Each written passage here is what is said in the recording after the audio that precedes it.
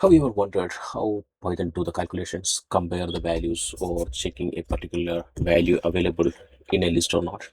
And the simple answer is operators. Welcome to the new episode in Python Comprehensive Python Learning Series. Today we are going to start a new episode that is called the Python Operators.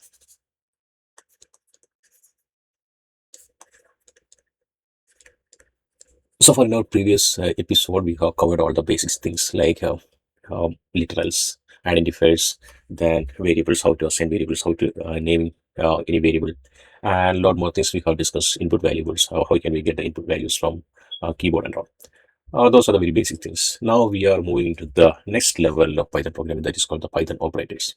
Without any operators, we cannot build a Python program. These we can call it as verbs of the Python program. We call it as verbs of the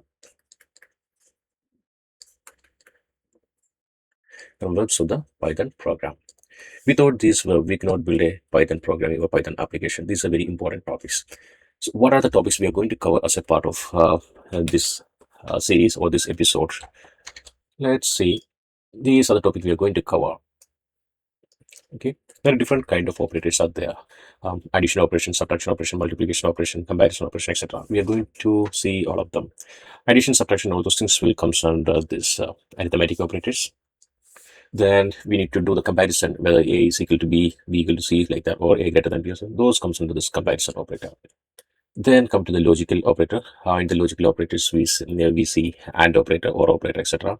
There we will come to know about one important topic that is called the short circuit evaluation. We use this short circuit evaluation in real-time applications and all. We're going to see that short circuit evaluation also that is very important in Python operators. Then we'll go ahead with the assignment operators, then membership, whether a particular value of a particular string or particular object is a member of another object or not, that we're going to see. Then Walrus operator, that is also very important.